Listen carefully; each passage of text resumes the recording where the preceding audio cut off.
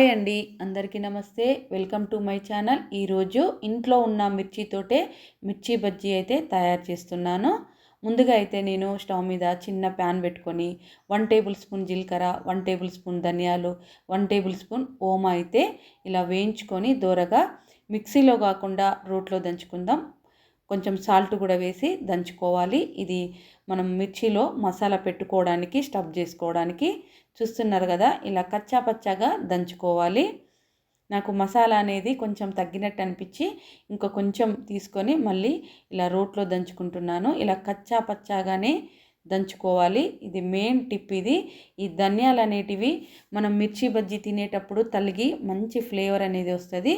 అందుకని ఇలా దంచి పక్కనైతే పెట్టేసుకుందాం. ఇప్పుడు నేనైతే ఇవి 1/2 కేజీ వరకు ఉంటాయి మిర్చీలు. ఇంట్లో మన కర్రీ మిర్చీలే ఇవైతే కడిగేసుకొని శుభ్రంగా ఇలా నిలువుగా కట్ చేసుకొని లోపట ఉన్న గింజల్ని ఒక స్పూన్ సహాయంతో బ్యాక్ సైడ్ ఉంటుంది కదా స్పూన్కి, దాంతో ఈ గింజలన్నీ తీసేసుకోవాలి. చూసారు కదా ఇలాగా.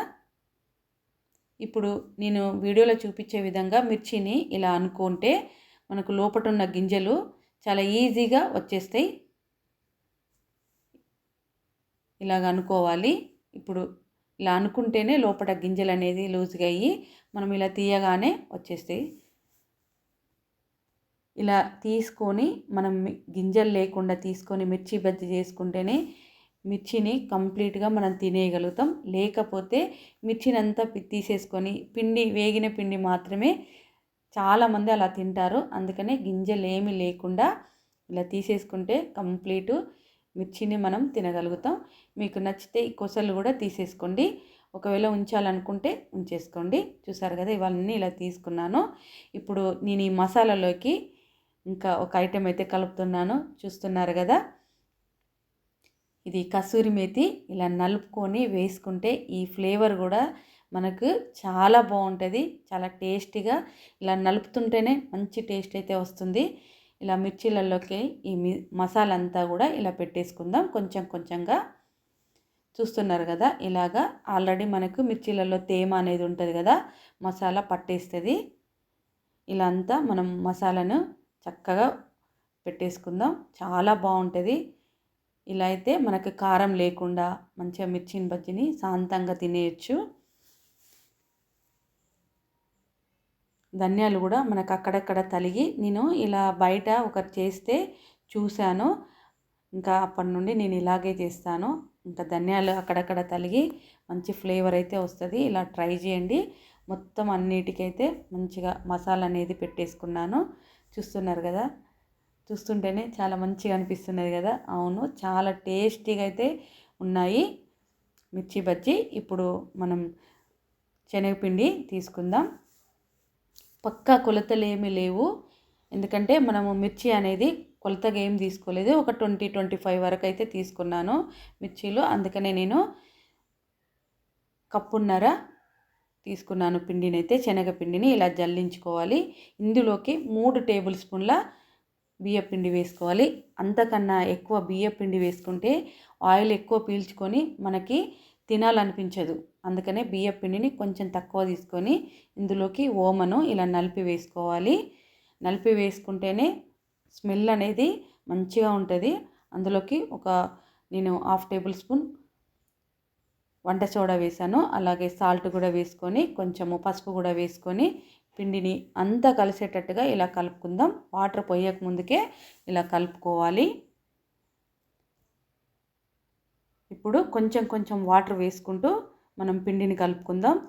పిండి ఎప్పుడు లూజ్ అవ్వకూడదు. పిండి మంచిగా రిబ్బన్ ఇలా కేక్ ఎలా చేసుకుంటామో అలా ఇలా ఉంటేనే మిర్చికి పట్టి మంచిగా తినేటప్పుడు మంచిగా అనిపిస్తుంది. లూజ్గా అయితే ఓన్లీ పైన మిర్చే మిగులుద్ది, పైన కోటింగ్ వేసినట్టుగా ఉంటుంది. అలా కాకుండా ఇలా గట్టిగా పట్టేసుకోవాలి. మనము పిండిని కలుపుకోవాలి. చూసారు కదా, ఆయిల్ చక్కగా వేగిపోయింది. ఇప్పుడు మనకు ఇలా వేసేసుకుందాం. ఇలా ఎలా వేసుకుందామంటే పైన మిర్చి తేలాలి, కింద పిండి అనేది ఉంటేనే అప్పుడు మిర్చి కరెక్ట్గా మనం బండి మీద కొని తెచ్చుకునే మిర్చిలాగా ఉంటుంది. చూస్తున్నారు కదా, ఇలా కింద మనము పట్టుకొని ఇలా కింద ఇలా గీరితేనే కింది మనకు ఆయిల్లో వేసుకున్నప్పుడు మిర్చి పైకి వస్తుంది, పిండి అనేది కిందికి వెళ్ళిపోయి చూడడానికి తినడానికి చాలా బాగుంటుంది. చూస్తున్నారు కదా మిర్చి ఎంత పర్ఫెక్ట్గా వచ్చిందో. ఇలాగా మంచిగా వేయించుకోవాలి. వీటిని మీడియం ఫ్లేమ్లో పెట్టుకొని వేయించుకుంటే అన్నీ ఈవెన్గా వేగిపోతాయి. ఎంత బాగా వేగుతున్నాయో మీరే చూడండి. చూసారు కదా మిర్చి కూడా కంప్లీట్గా వేగుతుంది. మనకు కింద పిండి కూడా చక్కగా వేగుద్ది. బియ్యం పిండిని కొంచెమే వాడితే ఇలాగుంటుంది, క్రిస్పీగా మెత్తగా. ఎక్కువ వేసుకుంటే ఆయిల్ ఎక్కువ పట్టేసి మనకు తినాలనిపించదు. ఇలా వేసుకోవాలి మిర్చీలు అనేటివి. చూస్తున్నారు కదా మనకు బండి మీద కూడా సేమ్ ఇలాగే ఉంటాయి. ఉత్త మిర్చీలైనా కూడా మనం తినేయచ్చు. చూస్తున్నారు కదా ఎంత చక్కగా వేగిపోతున్నాయో. ఇలాగా లోపల మిర్చి కూడా చూడండి ఎంత మంచిగా వేగిందో. మనం మిర్చిని కూడా వదిలిపెట్టకుండా తినేస్తాం ఇలా వేగిపోతే. ఇప్పుడు మనకు ఒకవేళ ఇలా రాకపోతే ఒక కప్పులో మనం పిండినంతా ఇలా వేసుకోండి. లోపల మసాలా బయటికి పోతుంది అనుకుంటే మీరు ఇలా వేసుకొని ఇలా వేసేసుకోండి చక్కగా. చూస్తున్నారు కదా వీడియోలో చూపించే విధంగా. ఇదైతే ఫాస్ట్గా అయిపోతుంది, ఎందుకంటే ముంచి వేసుకోవడమే. పిండి చూడండి ఎంత థిక్నెస్ ఉన్నదో. ఇలా గమనించుకొని మిర్చి వేసుకోండి. ఎంత బాగా వస్తుందో మీరే చెప్పండి, నాకు కామెంట్ చేయండి. చూస్తున్నారు కదా ఇలాగా మనం ఎలా వేసుకుంటామో మనకి ఇలా కుల్లాగా ఆయిల్లో ఉంటేనే మిర్చి అనేది మంచిగా వేగిపోతుంది. అంత పిండి అంతా అప్పుడు మంచిగా కుక్ అవుద్ది. చూసారు కదా ఎంత మంచిగా అలా వేగిపోయిందో. మిర్చి వేగిపోయింది, బజ్జీ కూడా. ఇప్పుడు నేను వీడియోలో చూపించే విధంగా మీరు ఇలా పట్టుకోండి.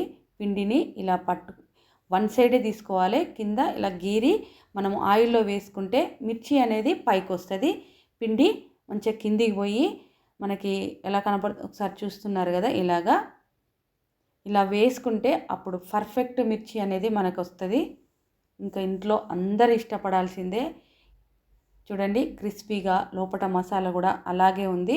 ఒకవేళ మసాలా బయటికి పోయినా కూడా పిండికి పట్టేసుకొని మసాలా మళ్ళీ మనకే వచ్చేస్తుంది. ఇంకా సన్నగా తరిగిన ఉల్లిపాయ పెట్టుకొని తినండి, ఎంత బాగుంటుందంటే ఈ సీజన్లో ఇంకా మీరు మర్చిపోరు. మళ్ళీ చేసుకొని తినాలనిపిస్తుంది. చూసారు కదా ఇందులో ఇంకా నేను ధనియాలు, కసూరి మేతి, ఆ ఫ్లేవర్ అనేది చాలా బాగుంటుంది. మిర్చి కూడా చూడండి ఎంత బాగుందో. Thank you for watching.